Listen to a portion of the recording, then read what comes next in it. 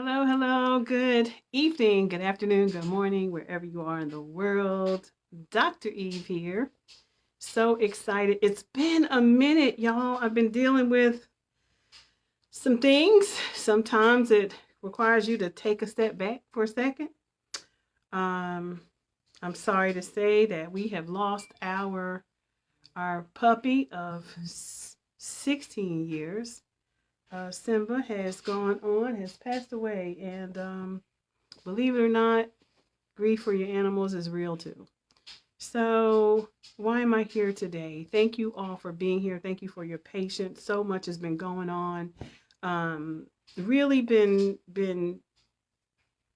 thinking about, the story and where we left off in terms of how do we start something, right? And why is it important that we start something in this time?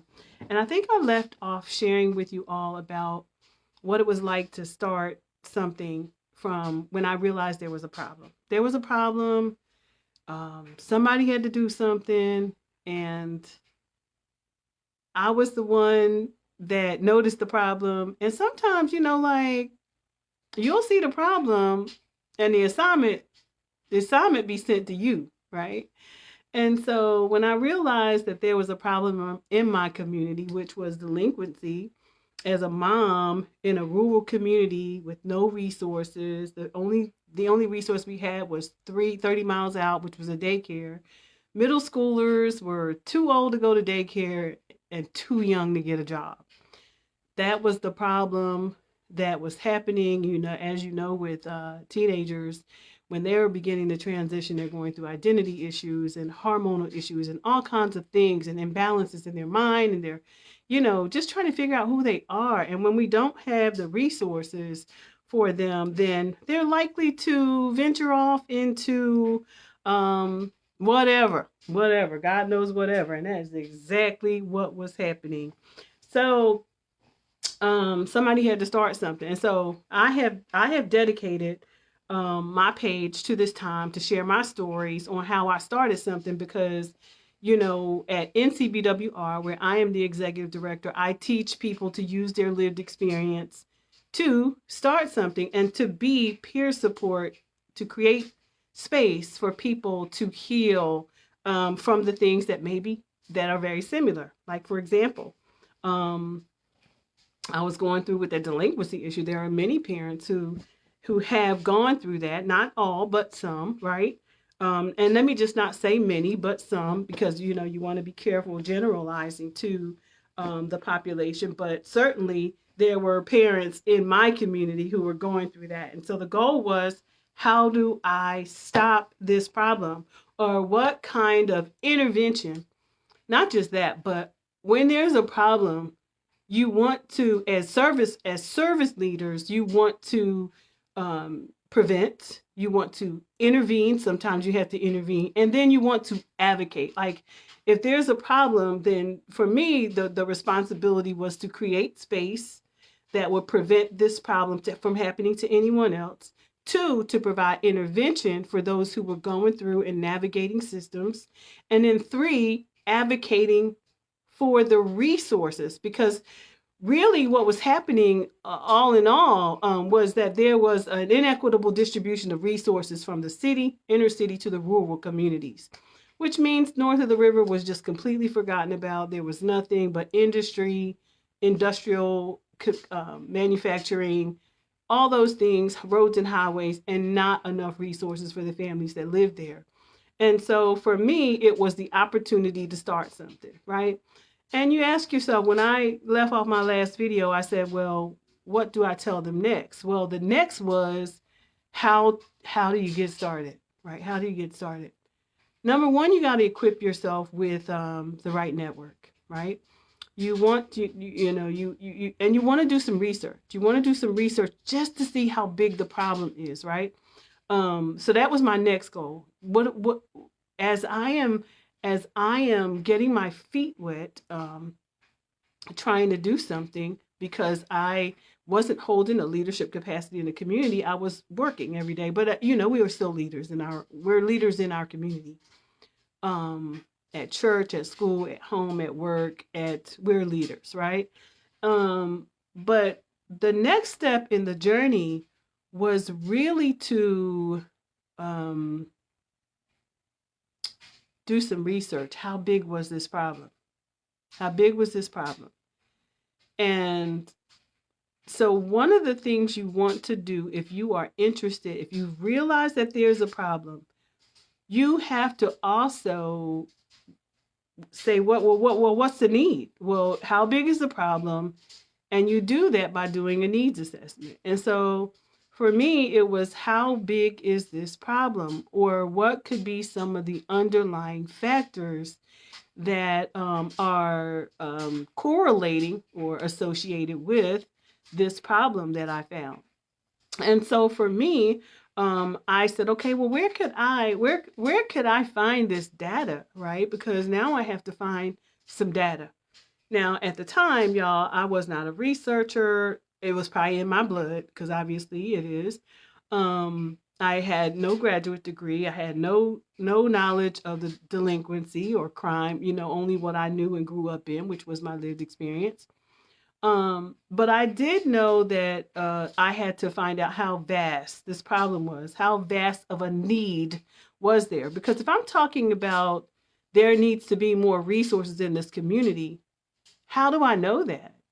How do I know that the problem is stemming from the lack of resources? Or how do I know that that the problem isn't in the family? Well, number one, there's always stigma associated with when you realize that there's a juvenile that may be getting in trouble. The stigma is they always link it back to being in a single parent. And that's a whole lie. That's a whole lie, and we must dispel these myths. And we can't always link the decision that a child makes on the parent, because you can live in two loving family homes, with shared values, and everybody has getting the same resources, but one will make a decision that you don't even know why they made it. As a matter of fact, you're clueless. Like, what happened here? Was it me? Was it something underlying? Was it? But I didn't want to blame myself. But was there issues? I'm sure. I'm sure there were. But the bottom line is, I now have to figure out how vast this problem is. And so for me, it was like, okay, where do I start? Well, number one, if you are lacking resources and you're talking about children, where are you most likely going to find the data that would help you to understand the population that lives there if they're children? Well, children go to school, right? So because children go to school, one of the ways that I found my data was to look at schools, was to look at the school report cards. So it is imperative that number one, you found a problem, or you're not found a problem, you're going through something. Because I'm talking about people with lived experience. I'm not talking about people who ain't never been through nothing. Because people who ain't never been through nothing can't tell me much. They can't tell me much because you don't have a testimony. You don't have a testimony as to how you got through that. What did you go through? Because a lot of people won't tell you what they experienced. So if you ain't never been through nothing, you don't have no story, then I'm probably not listening to you, because I need real people who go through real life, who are going through real experiences, to share with me what is happening in the world. And so what is happening that they're solving, or what are they going through? Because we are human beings, and as human beings, we're all going through things, but many of us are, have gone through some things that they can't talk about or don't feel like they can talk about. Whereas me, I'm freeing myself every day by talking about it, because I'm not going to be hemmed up or held hostage by the devil or enemy or any of its imps, because I chose not to free myself. So I free myself that way by sharing how I got started, my lived experience, what I went through. I don't have to name no names, but there are things. So for the person who has gone through something and says, you know what, I think I can help somebody. How do I get started, right? So in sharing my story, I'm telling you how I got started, and these are some ways. So when you find the problem, or you're going through the problem, and you have taken on the responsibility to share your experience and share your process, right? Because it's all about sharing your process, because in your process is where your sustainability or financial sustainability is going to come from, because there was something that you did, something that you can teach, something knowledge that you received, some process that you went through that you can share what knowledge you have, what do you know, and you're able to teach someone else, right? That's what it's really all about. What do you know and you're able to teach someone else? And in a world full of problems, social problems, that is what we do as service leaders. So let me get back to the issue of data. So I had to find the data. So y'all know where I went. If the information is in the schools and I can learn about the population that I'm serving in a particular region, I can go to the school report cards. The school report cards told me a lot of things.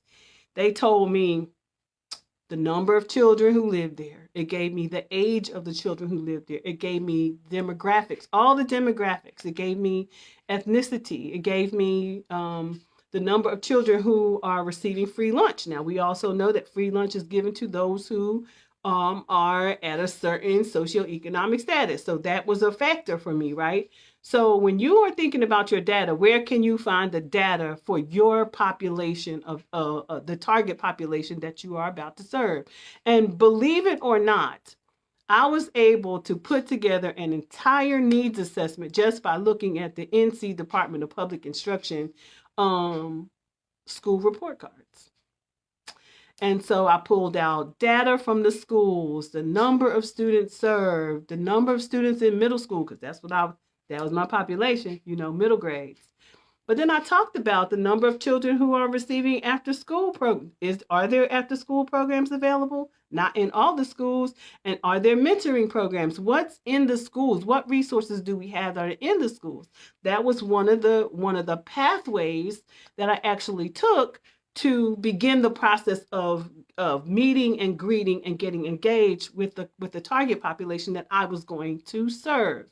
And so in providing these direct services, somebody who's willing to mentor, somebody who was in right relationship as a mom, as a wife, as a community leader, regardless of how the community saw it, I might not have been a doctor this or master that or, any of those things, but I had the human compassion to care. I had the human compassion to serve the population.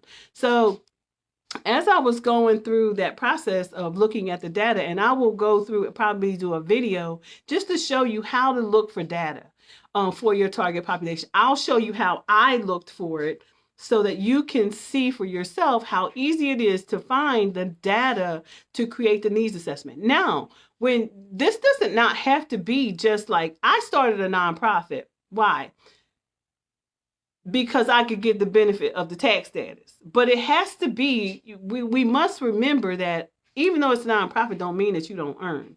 It means that you are have the benefit of the tax status, but you have to follow these other guidelines. But you got to follow guidelines. I don't care what you're doing, what kind of business you have, but you better be building a business model that can serve you and earn you, right?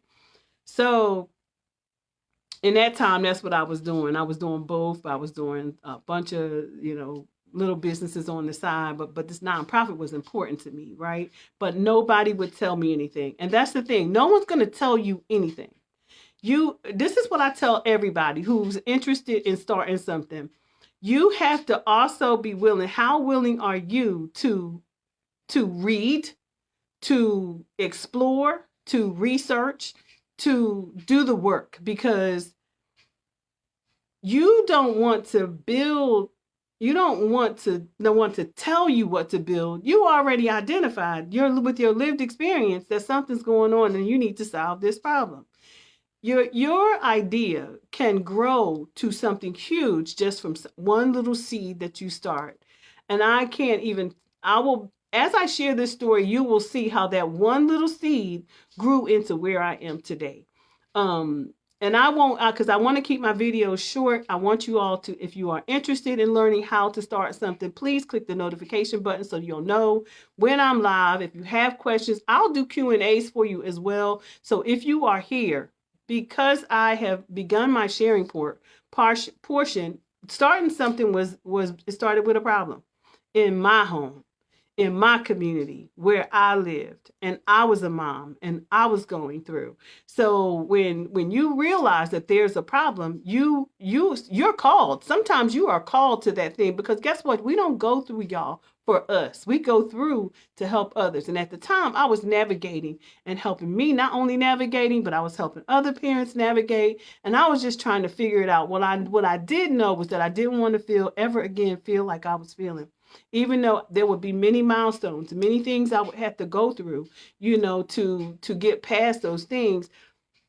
But I knew that there I needed to start something and start somewhere. So that's what I did. So I'm going to open up the airways at this time. Now that I've shared with you how I had to do a needs assessment, that was one of the first things I had to do, because guess what? With anything that you do, what's the need? That's always going to be the question.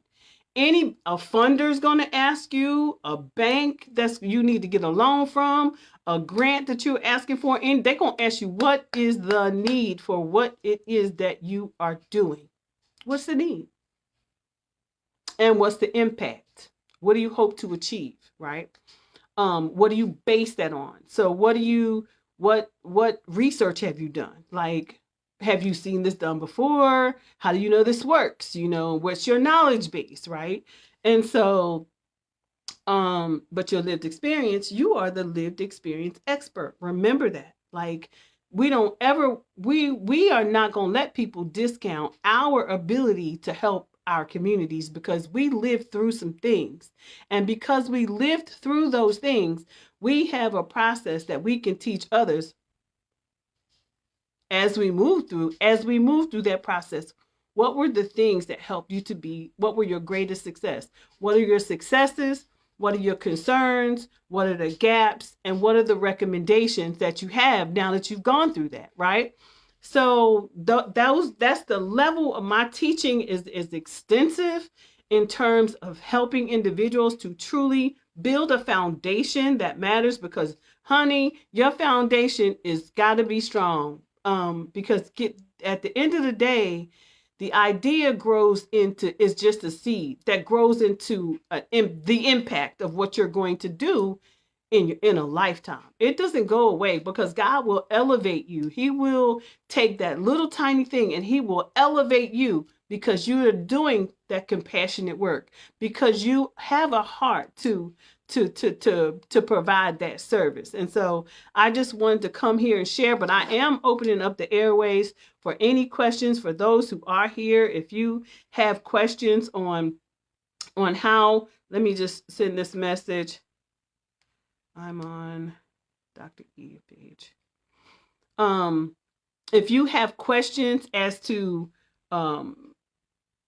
anything that I shared with you today, then I'm opening up the airways right now for you to ask me any questions. If you're here, I'm checking to see if there's anyone here that needs, because, you guys, I didn't know. I had to read a lot of books. Like, no one was going to tell me anything. And I had to come to grips with that, because there were people I would ask, because everybody's in competition. Why? I don't know. Because, y'all, you either got a unique value or you don't. You either have a problem you're trying to solve or you don't. You either have a lived experience or you don't. But everybody's lived experience is different. Why? Because your variables are different. I'm a mom, a wife, a community leader. I'm faith-based. I'm a mother of children. I'm a mother of 4. I'm a mother of girls, a mother of boys. I'm married to black men, I guess some black boys and some black girls.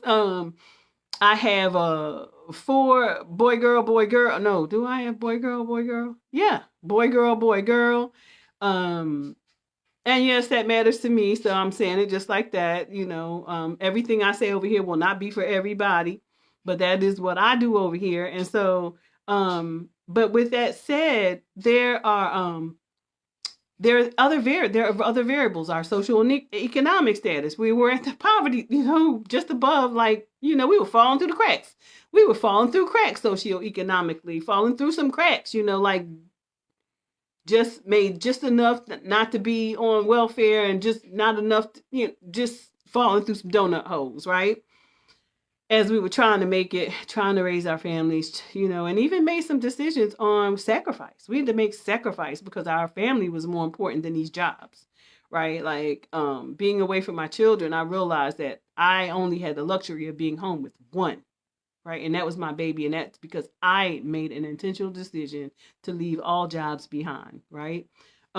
So if you have questions on what I shared with you tonight, you can drop them down below or you can DM me. But there's also we have a community group where you could join. I Am Wellbeing, where I'm always thrusting. For those of you who don't know, I am Dr. Eve. I have 30 years of experience in corporate, academia, and healthcare systems. I also am a mom and I'm married 30 years.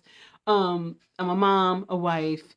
I have a strong background in in education, criminal justice theory, substance abuse, health and human services, and I love my community and I love the work that I do. And more importantly, it's we have what we need, but we have to create. We have to be willing. We have to be willing to share how we did it.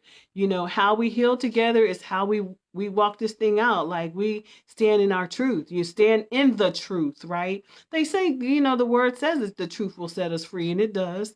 It does because when we don't stand in it, we allow the enemy to control our minds, to control our destiny, to hold us hostage with traumatic events in our lives because we continue to live in that. We continue to live with the things that happened versus freeing ourselves from the things that happened, realizing either it wasn't our fault, it was our fault, or maybe it was some of both. Or, and maybe and how do we move on and how do we move past that and how do we help someone else? Because in the helping someone else, God restores us. He restores our mind. He renews our mind, because he's an amazing God. So, just wanted to come here and share with you all, give you an update. Look at your data. If you're trying to figure out what your how to look at research, because research is a very important part of the work that of you building a strong foundation. Even in if you have an issue area, like we teach at NCBWR, we teach our women who are running these peer directed spaces have issue areas that they are concerned about, issue areas that they're going to learn to write about, issue areas that they're learning to research, issue areas that they're developing in professionally because they have the lived experience to do so. And so I am excited. If this is something that sounds like you would like to do, please connect with us at ncbwr.org, or you can reach out to me in the comment areas. They're one of two areas on my direct page, which is Dr. Eveangel H Savage. I'll put that in the comment section, or you can reach out to me at www.ncbwr.org, where we're creating collective. The goal is collectives are powered by our innovative approaches to manifesting wealth and excellence because we have what we need. And so we are creating alternatives to dominant institutional cultures. That is what we do. Why? Because we love Black women, trust Black women, support Black women, elect Black women, empower Black women, and we trust Black women. Because all I can do every day when I wake up every day is teach you what I know how to do. Why? And I'm a Black woman. So that is what I stick to, what I know, stick to what I'm able to do, stick to what I'm able to share. I don't step outside of that because why? I don't have to. So what is your lived experience, right? What is it that you know and that you're able to teach? What is it that you know and you're able to share with someone else? What is it that you've been through that you're able to support someone while they're going through, right? What is it that you know that you can create prevention? What is it that you know that you can create intervention? What is it that you know that you can advocate for?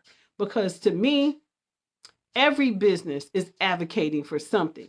What is your issue-based area that you're willing to share? What can you change about law? It ultimately, problems don't exist. If problems exist, policies need to change, right? And that is a big deal. So for those of you who are interested, please reach out to me. I am Dr. Eve. I am standing here sharing my story, and that is how I created and found the data, how to develop the needs assessment, and I will be sharing more and more with you every day on the importance of standing in your truth and starting something. Like, you don't have to wait. There are people who do want to share with you, and that person looks like me, right? There are those who won't want to share with you, but like back in the day, like I had to create stuff and then they stole all my work. That happens when you're naive, right? You don't have to be naive and you don't have to do it without support, right? So, that's my story. And let me see if there are any questions that I'm looking at right now. I don't see anyone live with me. And I'm just looking to see if there are any questions as I am sharing. Let's see. I don't see any. So if you're here and you happen to stop by,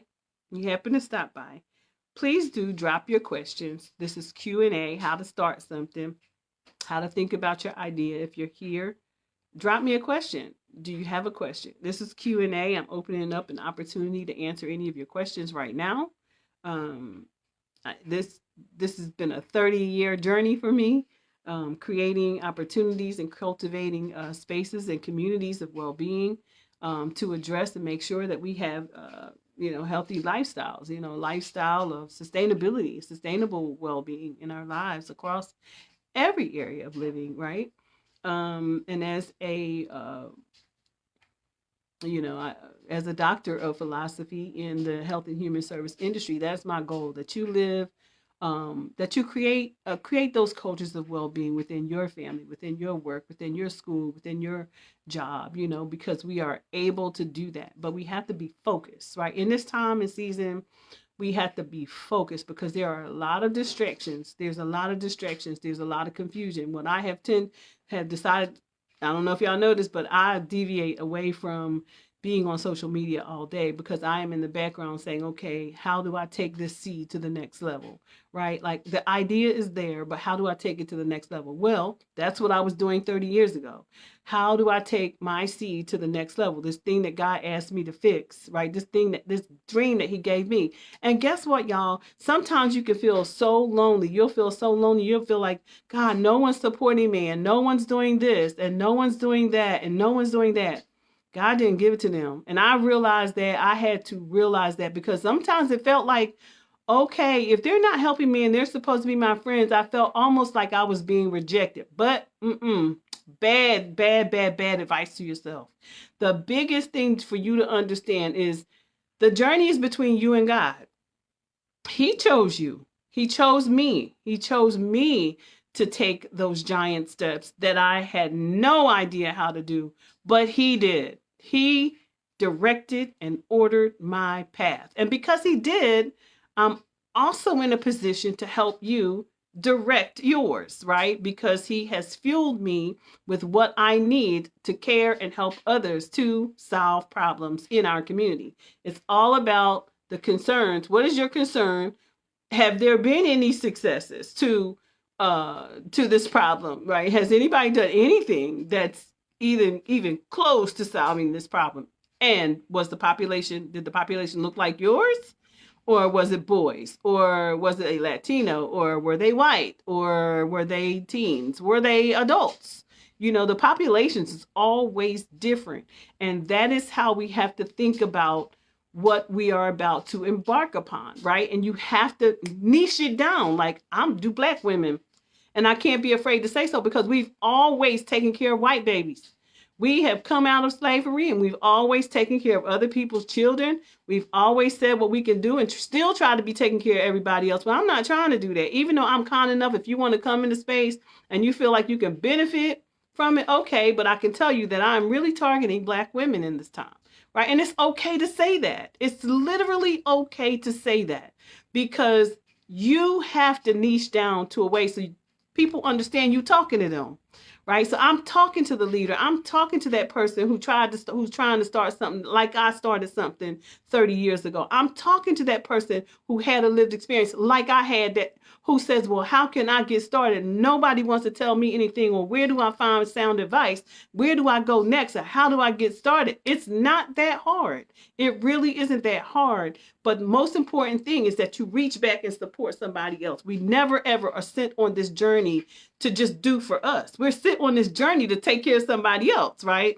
So in our community, and the unique value about what we do is we create supportive environments that are going to care for the people, care for our collective. I power collectives. I help those leaders to create collectives within their own work, right? And that is what we do with our peer-directed support program at NCBW, in the NCBWR Collective, which is the National Coalition of Black Women Rising. And we are excited about the work that we do. And again, I'm here to answer any questions that you may have at this time, because I could go on forever and ever, but I'm here to tell this story every day. Today, I just shared with you the importance of a needs assessment. If you're starting something, you're going to need a needs assessment. You're going to need to know how big the problem is. And then next, you're going to need to know where to go look for where you're going to find your data. Don't be looking around too much. There is a place to find your data. At that time, I was, again, targeting youth in a rural community where the resources were disproportionately, there was not an equitable distribution of resources, because the rural communities were lacking resources, lacking centers, lacking opportunities, lacking.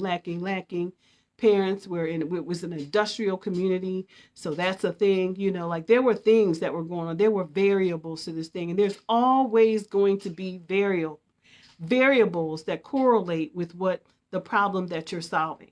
This thing is not that big. It's not that hard to understand. It is, but it clearly God positioned me with the research methods and the opportunity. But I ain't had that then, y'all. It was a gift he gave me. It was a gift he gave me then that I wasn't trained to do. It's like that's the God we serve. Is he will put you in a position to do some things that you weren't even trained to do. You weren't even trained to do. Literally, no master's degree, no degree. No, I had an education degree, y'all. That's what I had. No master's, no research clarity, no understanding about that, but it was a gift.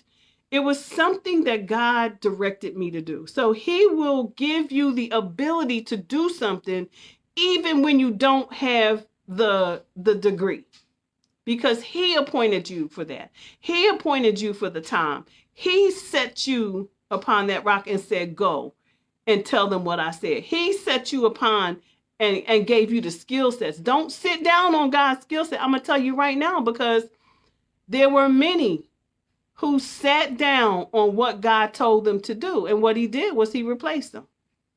He gave somebody and told somebody else to do it, because y'all taking too long. The world is falling apart and y'all taking too long. So I'm here to say that. I'm here to just share that ain't always comfortable. And it ain't always comfortable to be called to do something either, because you want to think that you can't do it. You want to think that you're not good enough, that you're not worthy, that you don't have the knowledge, that you need to know more. Over consuming too much information, and now you're distracted.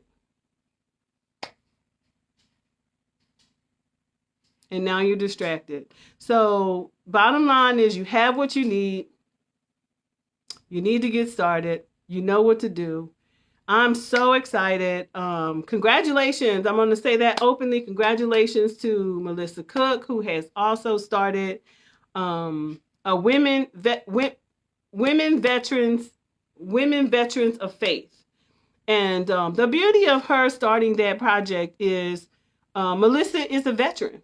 Melissa is a veteran, and she was released on medical leave. She had, discharged on medical leave. So she knows what it's like. She knows what it's like to return from soldier status to, military to civilian status, and what that's like. And it was very hard for her, very hard. And so I was right there when she was going through. And so when when I tell you she has a wealth of knowledge to offer, because not only was she going through the process, she also went back to school. She got her associate's degree in health management, and she got her bachelor's degree in business with a concentration in health services. So, just excited for her taking the leap and believing in herself, because believe you me, being in the service is not easy in itself as a woman, right? All the things that you have to endure in the service it's hard. Like, I'm no soldier. I can never tell another veteran what it's like. And this is what I share with my cohort members. I can't tell you what that's like, because I'm not a veteran. But that's her lived experience. She knows and there's so many other women out there who need her, right? And so she has stepped out on faith, and she has created her supportive group. So if you're interested in supporting, and you are a veteran out there and you need support, she is aligning her community. She is pouring resources into her community. So excited about her taking that initiative. I give, in this work that I do here at NCBWR, I give hundreds and hundreds and hundreds of hours of free coaching. The only thing is, this program is not for everybody. This is just not for everybody. It's not for a person who doesn't want to do the work. It's not for you if you don't want to share your lived experience, or if you think it's just not for everybody. And because everybody's not prepared for that. It's not for you. It is for you if you willing to share your lived experience. It ain't for you if you ain't never been through nothing. I'm just flat out. It ain't for you if you ain't never been through nothing, okay? Because that's the perfect person, and in this world, there is no perfect human beings, and so we know we ain't perfect over here. So, and that's okay. We already know that. We ain't perfect over here, and we know that there's a lot of problems, and we then went through a lot of problems. We didn't get to where we are without them problems, because God didn't say it would be without trials and tribulations. We were gonna have those, right? We were gonna have them. I think everybody God ever used, they went through some things. I'm here to tell you, in case you didn't read it for yourself, they went through some things, and wasn't now one of them without spot or wrinkle except Jesus. Okay, so I'm just here to say that, and that's personal. That's personal between me and the Holy Spirit, right? And so, yeah, I'm excited for Melissa too, Angela, and yes, congratulations, Contrail. I'm excited what she's about to do, and how she's about to pour into these veteran women, from that faith-based experience of how she made it. She's a mother, she's married, she's shifted, she's growing, she's still healing. And that's the thing. We think we're going to stop healing. There going to always be some triggers. But how you prepare yourself, you got to prepare yourself in a space that allows you to heal. So that's what we do at NCBWS. We create space for you to heal while you're being compassionate, while you're caring for others. And there's a lot to be said for creating space for you to heal first, and to grow, and to establish that economic stability, so that you are empowered and fueled to be able to help someone else. You can never, and people think that, you got to be healed completely before you can. That's a lie.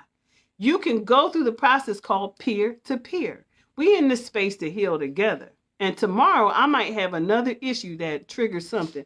But to God be the glory. I'm beating it down. I'm beating down every demonic force that tries to come up against me. So let me just say that. But there are just going to be those days. There are going to be days when things are absolutely beautiful, and there are going to be days. We just lost our dog. He's with us 16 years. So who would think, for real, y'all, I cared for a dog for 16 years, but I am not pet friendly. I don't particularly care to take care of animals. But my daughter had this puppy. We had a puppy, his silver poodle, Simba. Simba ran the house, right? But Simba passed away yesterday. And it was hard. It was hard. So there's healing. So there's always going to be healing, right? If not healing for you, it may be healing for someone you know, someone you love, someone in your family, right? So healing is always something that's taking place because we live in a world that doesn't belong to us, which is why God tells us to be in the world but not of it, right? There is a better place. This is not the video to talk about that, but I'm just saying that there's always going to be things that we are, but when we empower ourselves with the ability to intervene or have tools that help us to, that when we are confronted with the problem, then we have tools that we can activate. And that is what group does for us. As we are in our healing times, group gives us an opportunity to activate tools to help us to heal faster. But when we don't know what the tools are, we don't have those safeguards, we don't have those boundaries, we don't have a support system, we don't have a place where, yes, we have a place that we can run to in God, but God also creates community. He also creates people who are kind, people who are loving, people who are supportive, that we can take care of each other while we're here on this earth, right? And so I just wanted to share that. If you have any questions, if you are starting something, my rule to you today is, what is the problem? What is the problem? And then who's your target? Okay, because you're in that problem, there's a target. Everybody ain't your target. Don't try to make everybody your target. You will fail epically or never get started. I'm just telling you that I've been through this for 30 years. And my target changed over time through growth because God grew me from the direct to the indirect space of taking care of humanity. But at the same time, when you shift your mission, when you shift mission shifting all the time, it's okay, well, I'm going to go over here and do this, or I'm going to go over here and do that. Or no, maybe I should do that. That looks like I could be successful at that. And then what you do is you delay. You delay your ability to get started, right? When I got started, I started with, like I said, with a problem, and it ain't perfect. Go to the website. You will see the website ain't perfect, but I do not care. Bottom line is I needed a website. I needed to tell them, look, and every day every day I'm fixing it. Every day. I don't care if it ain't perfect. And maybe when they come back the next day, what they was looking for will be fixed. But as for me and how I do business and how I get started, I'm getting started today. Why? Because God assigned me to that thing. And when he assigns you to something, remember the parable of the talents. He will take that thing away. And the Holy Spirit ain't happy with that person that he gave that talent. Y'all, I'm telling you, I could preach this all day long. I could preach this all day long where God gave us talents and we didn't. And there are those who just, you know you talented. You know it. You know it. You know it. Yes. Yes. And we have to move outside of that paralysis, Ramona. We have to move outside of that paralysis because start small. God gonna build. Y'all remember, God started, even with NCBWR, we had to start all over again. But it started from a little seed and we decided, okay, well, let's see where this goes. It was always, let's see where this goes, right? It was never perfect. It was like, let's see where this goes. And every year and every quarter, God showed me what to do next. And I didn't know what to do next, but I had to depend on the one who chose me, to help me even when it wasn't perfect, because it wasn't perfect. But people, nobody knows what the party's supposed to look like except God and me.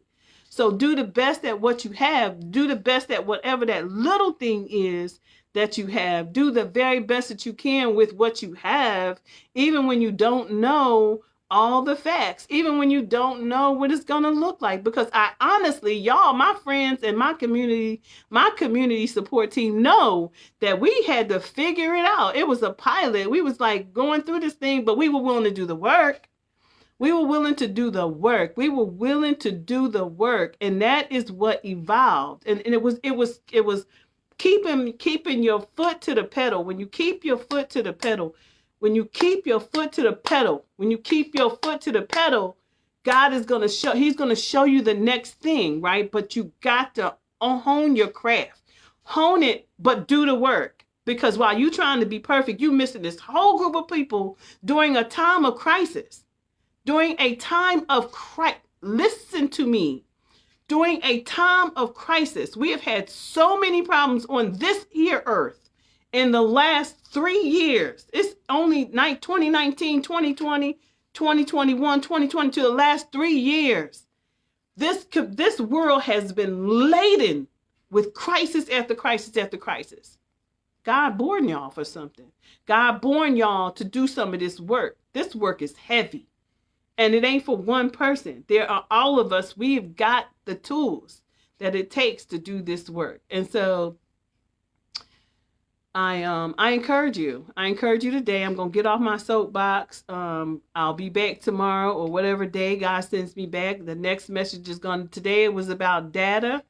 I'll take some time maybe tomorrow to show y'all how I found my research. So y'all can begin to, if I am a qualitative researcher, so y'all, if y'all want to be in a place where you can build solid, solidified foundation, you got your girl.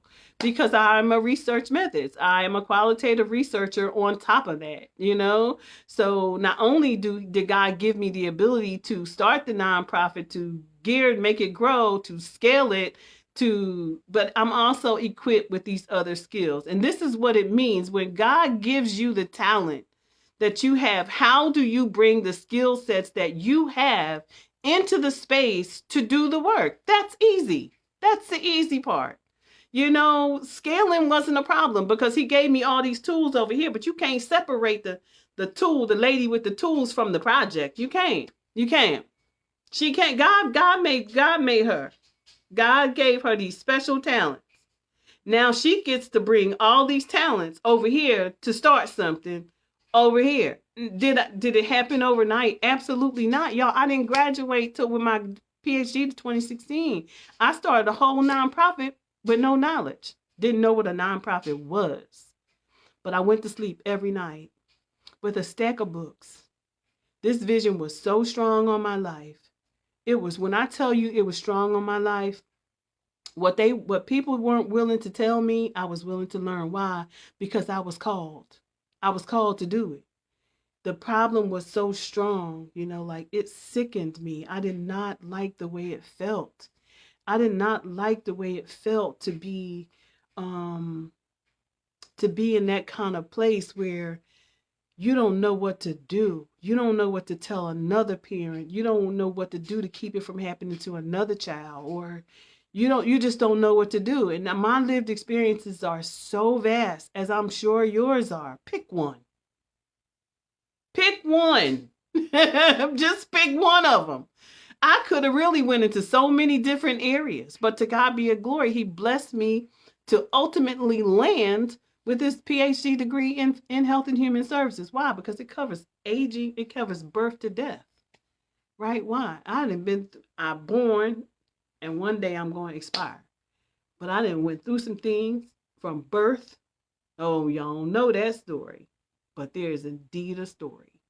From birth to the day I expire, God's going to keep you on this journey. Do you believe that you have been called for something? Do you believe that your experience can help someone else? Do you believe that how you triumphed over that thing can help someone else? Because that's what we do when we build collective. We build community that can help someone with the problem.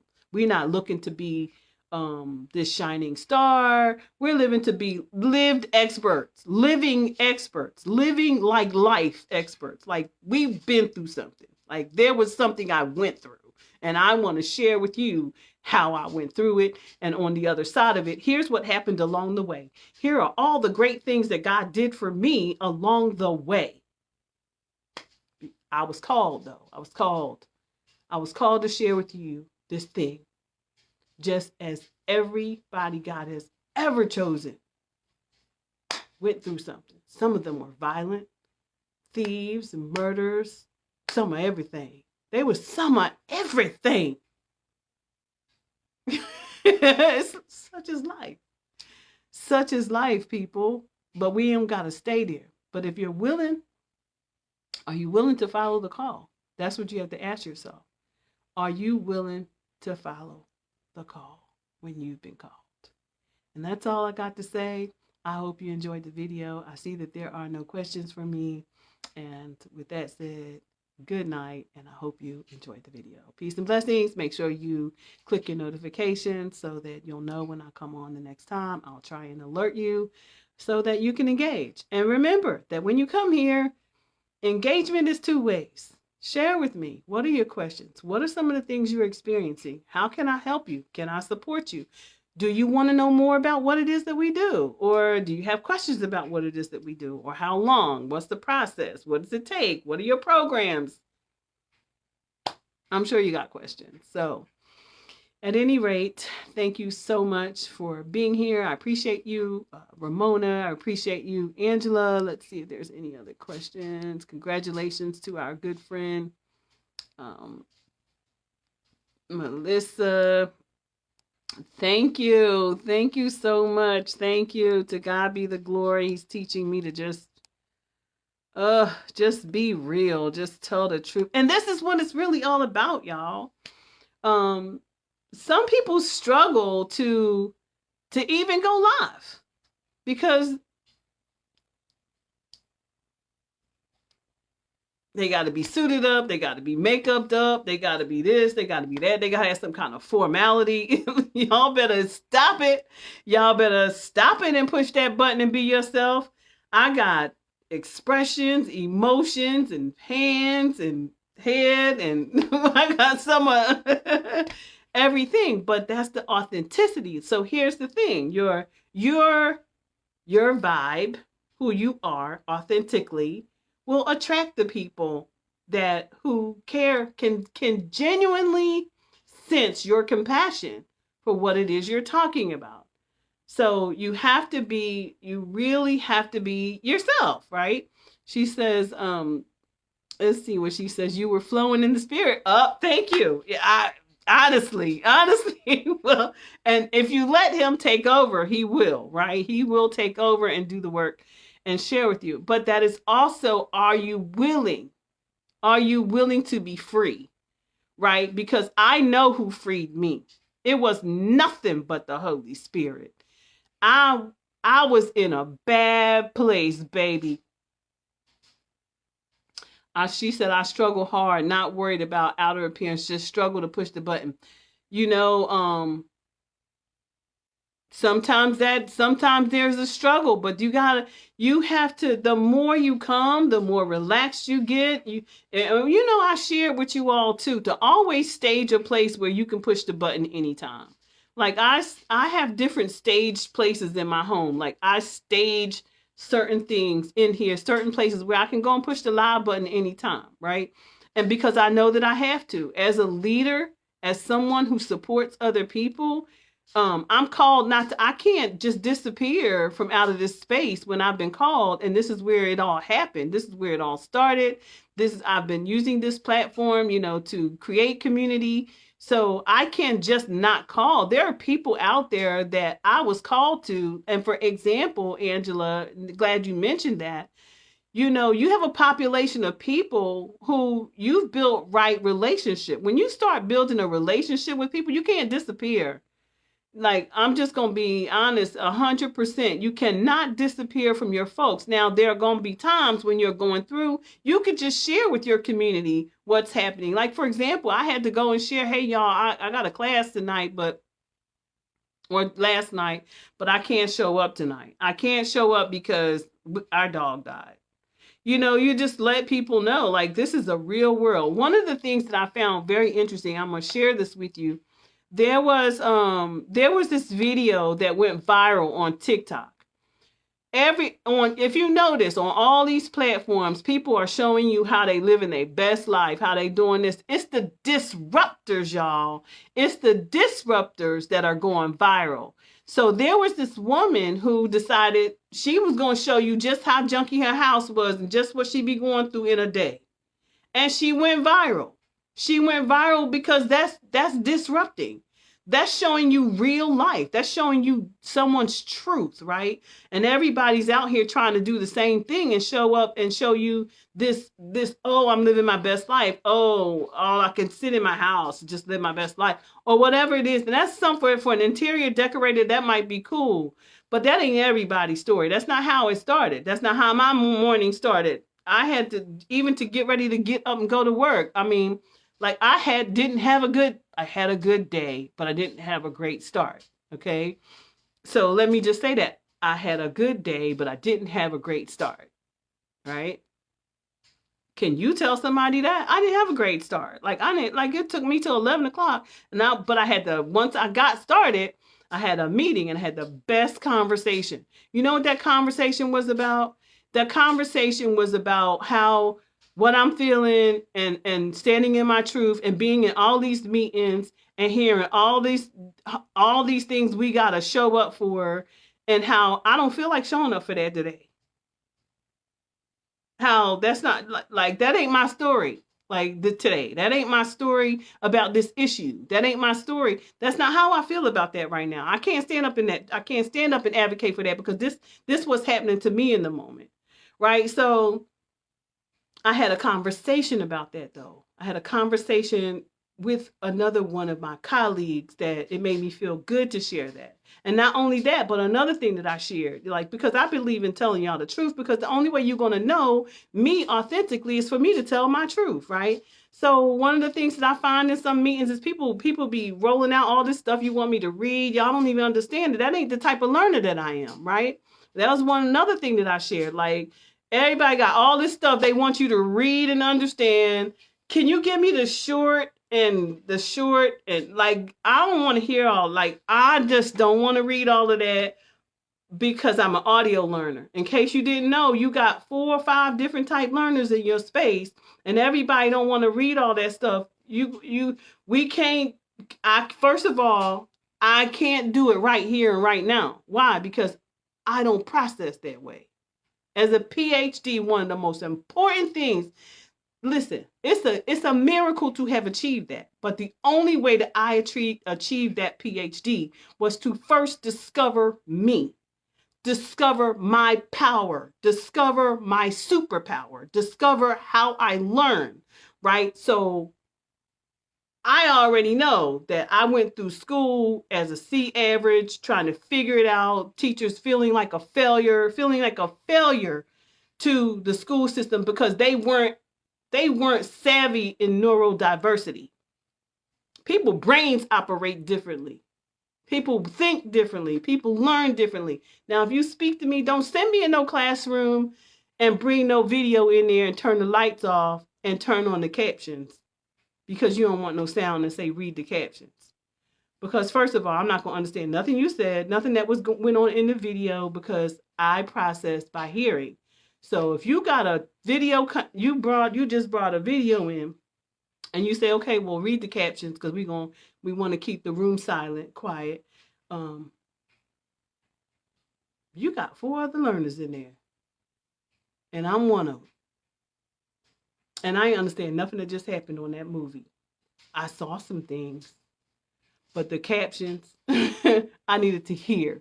So at any rate, that's what I'm talking about. So sharing this story, even something like that, people don't know people don't know how to show up for you if you don't share your truth, right? And so I have learned that I don't care what the space is, state, local, national, community, church, wherever it is, I'm going to need you to show up. I'm going to need you to do this, this, and this, this, and this if you want me to show up to the meeting, because otherwise I can't do it. But if we don't stand in and we want people to think that we perfect, we want people to think that, oh, I'm just like you. I ain't just like you. I don't think like you. I don't operate like you. I don't do that like you. And half these kids walking around here, out here, functioning the same way. Failing schools, getting left behind, going through problems because ain't nobody stopped long enough to say, we different. Oh, I'm different than that. Like, yeah, I'm different. Facts. I'm different. And it's okay. And it's okay because it did not stop me from getting this PhD because I understood, because God is my grace. The grace and mercy of God showed me how to learn. The grace and mercy of God showed me that I was more than enough, even when everybody else didn't think so. Right? And so he gave me these special skills. And now he's called me to show others how to start something, how to solve problems within your family, your community, your schools, your world. So, anyway, thank you all for being here tonight. Again, I'm going to check to see if there's any questions. I thank you for helping me to show up. Thank you for talking to me. Angela, I appreciate you. Ramona, she says, I struggle hard not to, okay, yeah, I get it. But honey, set you a place somewhere in your home up that you can always push a button. I don't care if it's in a corner with a plant behind it. This happens to be my living room with a couple of things, but I always stage it. So at least when I sit where I want to sit, push the button and keep going. I love y'all with the love of Christ, and God's got a work for us to do, and he's got a work for you too. Peace and blessings. I hope you enjoyed the video. Bye. Share the video.